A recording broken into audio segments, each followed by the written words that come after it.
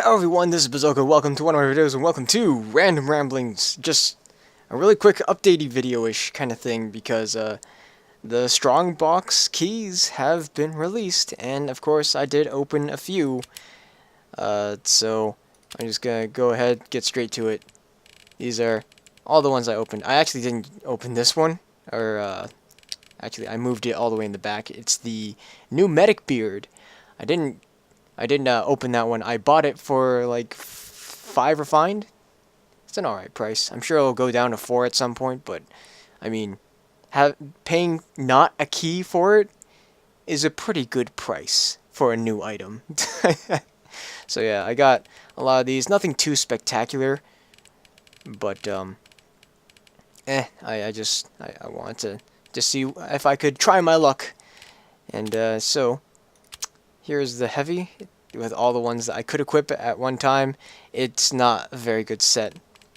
In this alone, you need to get all the proper things, because there's like the Hobo set, the Duke Nukem set, as people are calling it, and the Assault Heavy set, or whatever. But yeah, this is what it is. I'll definitely be using these, the Rat Stompers, for my Hobo Heavy set. I just need to get the Hobo Beard, because there's a Hobo Beard, which is really odd, because the Hobo set is 4 different items, so you get to choose which one you want to use. And I got the Sangoose leaves for the demo. Unfortunately, I think this is going to go down to a craft hat pretty fast, because you can't equip it with a shield. It takes up the same equip slot, and that, if you ask me, is a horrible thing to happen. If they fix that, I'm sure this will go up, but right now I don't see a very bright future for this, besides being, you know, a very samurai-esque without being really a demo knight.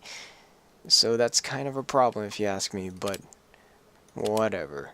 So, I got a lot of medic stuff. I got the mustachioed man, which honestly by itself is pretty horrible because it's just this tiny, tiny little mustache. But with other beards, I guess it works. Or with other things, I guess it works. The Colonel's coat it's alright. It looks alright. It's another medic shirt that has, oh goodness, what are these things called? Epitiques? I don't know. I don't know clothing terms.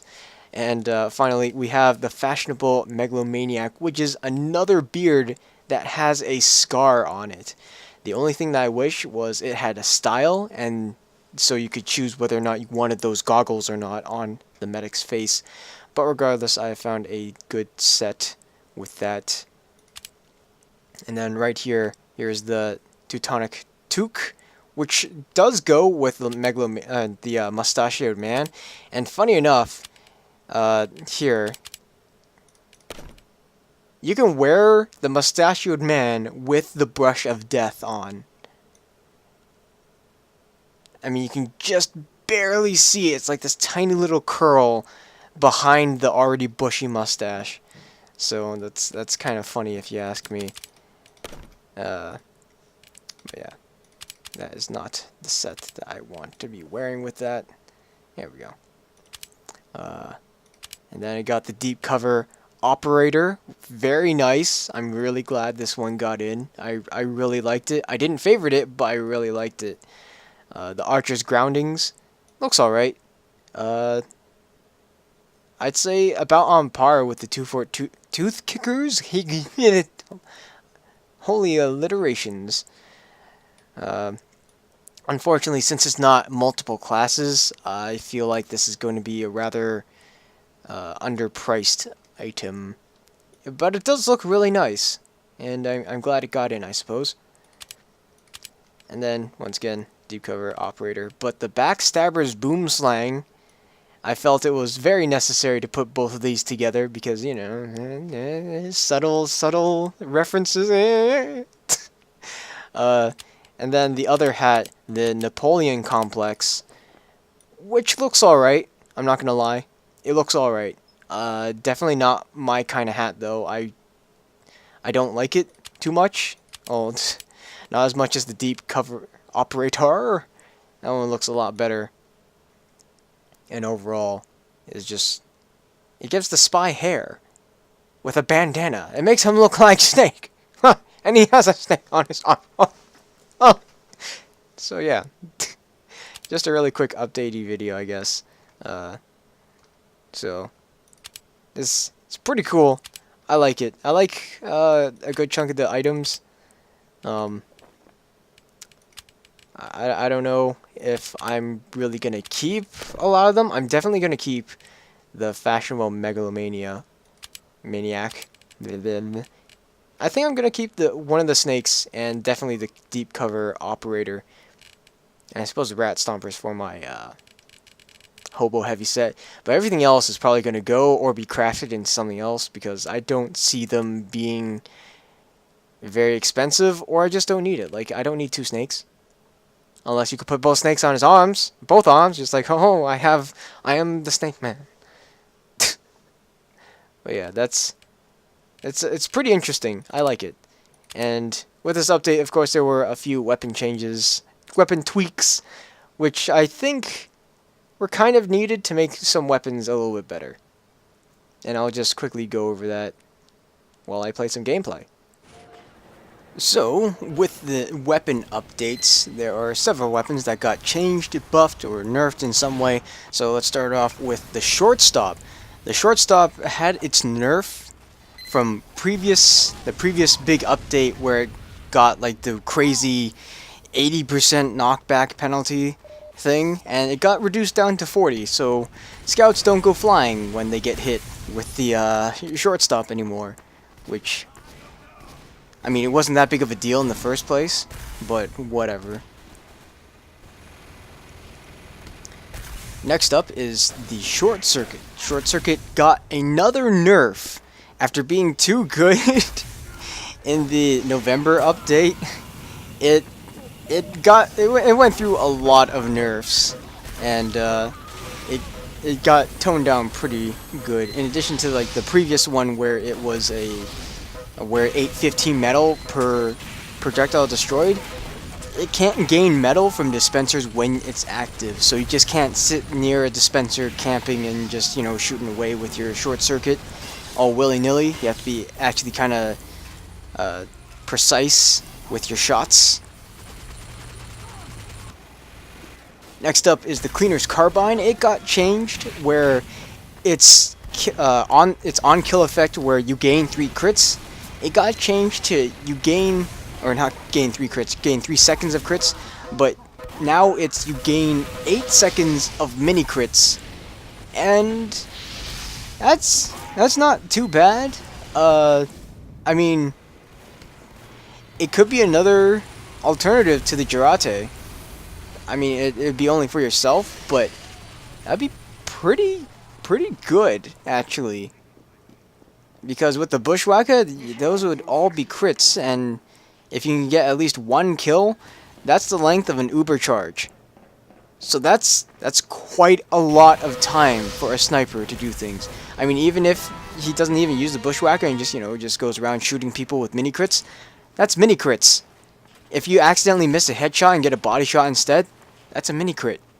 That's good. A full charged sniper rifle with a mini crit, that's well, I know it's more than 200 damage. So that'd be pretty dang good if you ask me. Then Natasha is up next, and it also got a weird buff. You get 50% more ammo, so you get 100 more ammo. So that's 300 ammo for the Natasha. I mean, it's not like it needed more ammo, because I don't think you'd even really run out of ammo that often, but hey, you know what? It's a step in the right direction. You know, it's like, this minigun has more ammo to it. That means you're less likely to run out of ammo. You should use this weapon. It might be pretty good for your team. I don't know. They need to do something with Natasha, and they're trying to do things without actually changing too much of it. I don't know if it's working, but at least they're trying to do something. The reserve shooter got a buff, and it's quite the buff. It got an additional shots in its clips, so it now has 4 shots instead of 3, and that's kind of a big deal. And then also the time to mini crit got changed. Instead of 3 seconds to mini crit airborne targets, you now have 5 seconds to mini crit targets. That just makes the reserve shooter pyro really, really good. I mean, I guess it was mostly soldier players complaining. It's like, oh, the pyro has such a good, easy time with the reserve shooter. Why can't we? So Valve's like, okay, fine, here, just shut up. And in turn, that made pyros even better with the friggin' shotgun. So, what can you do, right? The Beggar's Bazzoka got a buff, a very slight buff. It doesn't change too much, but it's still very, very helpful. They changed the penalty where it can't gain ammo from dispensers at all to it can't gain ammo from dispensers while it's active. So it has the same penalty as the short circuit does now. And that's actually pretty good, because now you don't have to go around stealing engineers' ammo packs everywhere. It's just like, oh, sorry, sorry, engineer, I didn't mean to do that, but I kind of need it more to do it. See you later. So, you know, so yeah. It could be pretty good. It'll definitely make it a lot more viable, I think. It's just, you just can't charge it up before turning a corner in your little sentry nest. And finally, it's kind of a small change, but I might as well just say this anyway. The quick fix got a small change, a fix to it, if I may, where it didn't properly gain the charge's speed from the charging charge or splendid screen when the Delman used his charge, so they fixed that apparently. So now you go apparently just as fast as a Delman when he charges. So that's good. Yeah, that's really all it is. I know the gameplay didn't match the weapon changes at all, but I just want to get it out there, get some gameplay. I promised gameplay for you guys, and gosh darn it, I'll get you some gameplay. So I did, and here it is. I hope it was spectacular enough for you people. But regardless, I thank you guys so much for watching this short little random ramblings kind of thing, updatey, whatever video. And yeah, so thank you guys so much for watching. I will see you guys next time. Well, I'll be doing a stream later today. Most likely it will be just TF2, flat out TF2. So there's that. And I suppose Monday it might just be another random ramblings, or just casually playing TF2 with nothing really in mind. I might do leave a loadout. Just you wait and see.